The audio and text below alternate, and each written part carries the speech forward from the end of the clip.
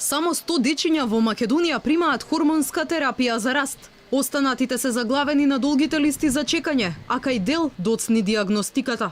Од Сдруженијето Раст алармираат. Децата со нарушен раст мора да почнат со лекување уште во предучилишна возраст, бидејќи ризиците во подоцнежниот живот за нив може да бидат животозагрозувачки. Во Македонија, за жал, одобрена е бројка само од 100 деца кои се лекуваат со хормонската терапија за раст.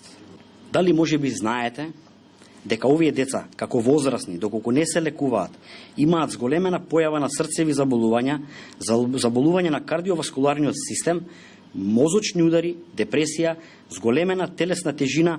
Надлежните признаваат, финансиите се лимитирани, а институциите допрва ќе барале иновативни решенија за едукација на докторите, но и на родителите. Најважната работа која што треба да имаме е иновацијата.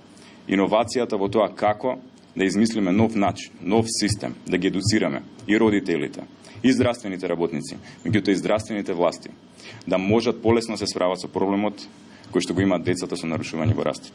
За жал, ресурсите со кои располагаме се тие што се, односно лимитирани. Но тоа не е само предизвик на Фондот за здравство, тоа не е само предизвик за нашето општество, тоа секако е предизвик за секое општество. Од детската клиника каде се лекуваат децата со нарушен раст велат дека во третманот се користи нова генерација на лекови. Напредок имало и во постапката за примање на хормонската терапија. Наместо секој месец, сега дечињата терапијата ја примаат еднаш на 3 месеци.